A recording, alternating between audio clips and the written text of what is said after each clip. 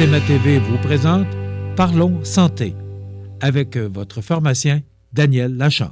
On retrouve Daniel Lachance, pharmacien du côté de chez Inipri. Bonjour Daniel. Allô. Daniel, on va parler des effets secondaires. Qu'est-ce que c'est des effets secondaires? Bien, ça, parce que le terme effet secondaire a souvent une connotation péjorative dans les yeux des patients, négative, ce qui peut être le cas, mais ce qui n'est pas nécessairement le cas. En fait, un effet secondaire, c'est un effet qui n'est pas celui qu'on recherche de façon primaire. Donc, par exemple, je donne un médicament pour l'hypertension. Ce que je veux, c'est baisser la pression, mais comme effet secondaire, il peut des fois causer des petits étourdissements qui peuvent être logiques avec l'effet pour lequel on le donne. C'est un effet secondaire possible, mais qui n'est pas garanti.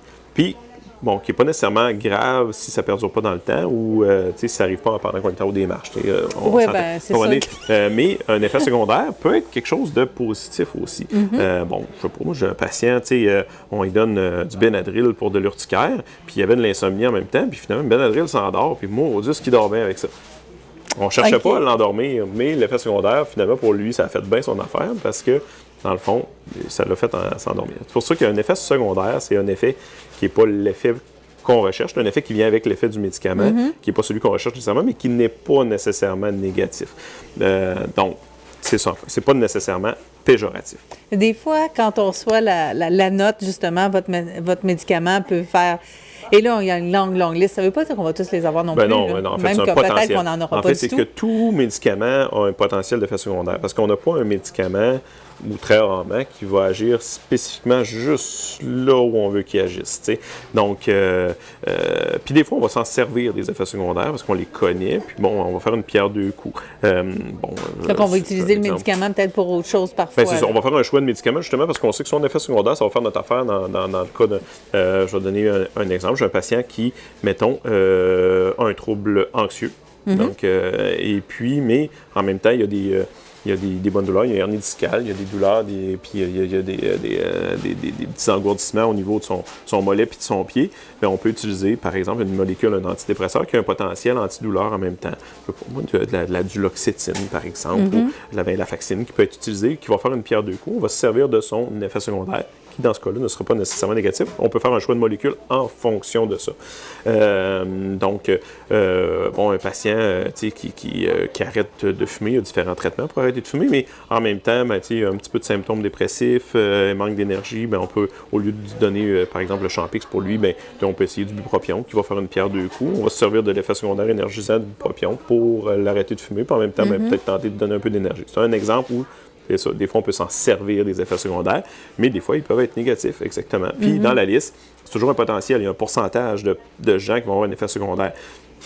Quand on donne un antibiotique, on mentionne souvent la diarrhée, ça débalance la flore, mais j'en ai qui vont constiper. Fait que, 20% du monde vont avoir de la diarrhée avec un antibiotique, mais je peux avoir 1 ou 2%. Eux autres, ils ça fait le contraire. Fait que quand je leur dis, vous avez un potentiel de diarrhée, puis là, ils me rappellent, là, tu m'as dit que j'allais avoir de la diarrhée, mais je suis constipé. Bien, ça peut. C'est pas... garanti. On traite des gens, pas des chiffres, c'est ça qu'on dit. C'est vraiment pas garanti. Toujours un potentiel. On donne, mettons, les gens connaissent le médicament Ativan qu'on utilise comme pour l'anxiété ou pour l'insomnie. J'ai des gens qui font de l'excitation paradoxale. Dans le fond, qui vont être prémés, puis ils dormiront pas, puis ils vont être sur le nerf. C'est paradoxal, on l'explique mal, mais c'est rapporté. Donc, et ça ne veut pas dire que le médicament ne fonctionne pas, c'est juste qu'il n'est pas bon pour eux. Bien, exactement, on va trouver une alternative. Donc, puis, des fois aussi, on va manager les effets secondaires. Des fois, ils sont temporaires, des fois, ils peuvent perdurer dans le temps. Donc, il y a toujours moyen mais à savoir, quand les gens me demandent, ce médicament-là, as-tu des effets secondaires? Mais, si un médicament n'en a pas d'effets secondaires, mais il n'y a juste pas d'effet de court, dans le fond. Parce que tout médicament a un potentiel d'effet secondaire, mais c'est pas nécessairement négatif. Puis ça ne va pas nécessairement avoir un impact négatif sur notre day-to-day. Puis on les manage au fur et à mesure. L'important, c'est de discuter avec médecin pharmacien, tout ça, souvent avec nous. Puis, au lieu d'arrêter votre traitement, s'il y a de quoi qui ne va pas, il y a peut-être moyen soit de trouver une alternative, soit de contourner l'effet secondaire, trouver une façon de le prendre qui va changer l'effet secondaire ou l'amenuiser, changer la dose, ou changer de traitement si ça ne va vraiment pas. Mais pas de l'arrêter sans en parler à personne, parce que souvent, on l'utilise pour quelque chose, le médicament, puis quand on a consulté le médecin, puis si on l'arrête tout d'un coup, on va se ramasser à reconsulter pour la même affaire. Fait que là, on dédouble les ressources, puis peut-être qu'on aurait pu régler cet effet secondaire-là juste en discutant ensemble, au lieu d'arrêter, puis finalement être obligé de revenir à la case départ puis de tout recommencer le processus. Et vous, Daniel, en tant que pharmacien, vous êtes tenu d'indiquer les effets secondaires? Oui, bien, on renseigne sur les principaux. Évidemment, on ne donne pas toujours la liste au complet. Souvent, moi, j'ai une approche. Mais en fait, c'est ça. Puis il y a des gens, tu leur donnes, moi, la liste, la feuille, je la donne rarement parce que souvent, les gens, ça les fait plus les stresser. Fait que j'aime mieux renseigner le patient, dire, vous avez un potentiel d'avoir ça, ça, ça. Par contre, il y a des moyens de le contourner. Si ça arrive, on se reparle. Si c'est trop incommodant, on se reparle. Ou des fois, je leur dis, bien ça peut arriver, ça va durer une couple de jours. Normalement, ça rentre dans l'heure d'après. Si ce n'est pas le cas, vous me rappelez. J'aime mieux discuter des effets secondaires avec mon patient que de leur donner une liste. Puis que là, ils regardent la liste puis ils disent, il me semble que j'ai tout ça, moi. C'est un peu, il ne faut pas créer de l'anxiété d'effets secondaires. Il peut y avoir du psychosomatisme là-dedans. Il y en a. Puis je ne dis pas que c'est que ça, là, parce que c'est rapporté, mais des fois, il y a des patients que je sais justement s'ils ont une tendance un peu à être anxieux et je leur donne la liste et c'est sûr qu'en arrivant à la maison, ils ne l'ont même pas pris encore puis ils ont déjà les effets secondaires. Fait qu'il faut faire attention, il faut être prudent. Puis il y a toujours façon de manager ça. Puis des effets secondaires graves, c'est rare, c'est extrêmement rare. Puis s'il y a un potentiel d'effet secondaire grave, on va le mentionner au patient, mais le mentionner de comment on surveille sa thérapie. Par exemple, si je donne du méthotrexate, pour la polyarthrite rhumatoïde, la maladie n'est pas douce. Fait qu'il faut utiliser des affaires pas douces pour la traiter. Mais oui, le méthotrexate a un potentiel de causer des problèmes hépatiques, puis des problèmes au niveau des cellules sanguines. On le mentionne aux patients, on ne peut pas y dire, à savoir si c'est inquiétant. Bien, c'est sûr, je me ferais dire ça, moi, ça peut m'inquiéter. Par contre, bien, au début, on prend des prises de sang au mois. Puis on surveille. Puis, dans le fond, souvent, les effets secondaires vont arriver en début de traitement ou lors des changements de dose ou s'il y a un problème. Fait qu'au début, on les suit très serrés. On surveille les prises de sang. Si jamais il y a un problème, on va le voir avant que ça arrive. Puis, avant que ça cause vraiment un problème, puis on va changer de traitement ou on va changer d'approche. Ceci dit, ça n'arrive pas souvent, même les effets secondaires graves, même avec le méthotrexate, qui est un médicament qui est quand même pas un médicament doux, on n'en voit pas souvent des problèmes. J'en ai déjà vu dans ma pratique, puis souvent on s'en rendait compte dans la prise de sang avant que le patient lui s'en rende compte.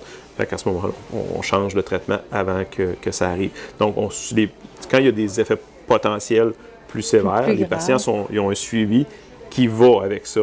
Donc, on ne laisse pas les patients avec des médicaments qui ont des effets secondaires potentiellement plus dangereux aller comme ça sans les surveiller. Fait que, tu sais, il y a toujours un lien entre la surveillance des effets secondaires puis le potentiel de sévérité des effets secondaires, mais sinon, on est toujours accessible pour les manager avec les patients. Ça, c'est très bien. On se souviendra que lors de la vaccination contre la COVID, il y avait un des vaccins qui créait un effet secondaire qui était un peu plus grave que les autres. Il y avait des caillots sanguins. En fait, c'est ça, il y avait un potentiel. Puis, bon, encore les données sont plus ou moins. Il y aurait une incidence un peu plus élevée. Encore là, les dernières données, c'était plus ou moins probant, mais ceci dit, bien, il y a certaines clientèles qu'on a évité celui-là. On a changé un peu notre façon, notre approche. Mais... Et les gens étaient informés aussi. Ils savaient vérifier telle chose, chose. Donc, on savait à quoi on a changé l'approche. Une fois qu'on le sait, on change l'approche.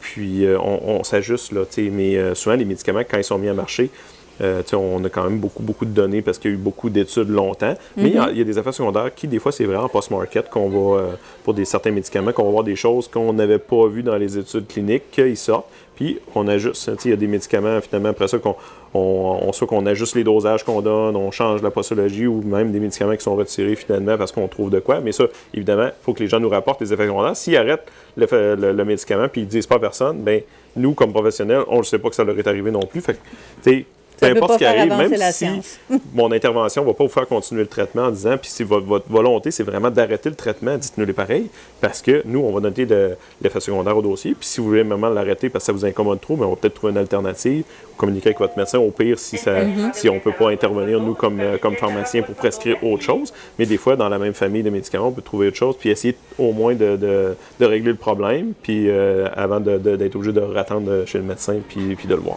Donc, à quelque part, un effet secondaire, ça peut être bon pour nous aussi. C'est pas nécessairement négatif. Puis s'il y en a, puis c'est négatif, on parle aux professionnels avant de tout arrêter puis de tirer ça aux poubelles. Chose à ne pas faire, d'ailleurs. Non, merci beaucoup, Daniel. Merci.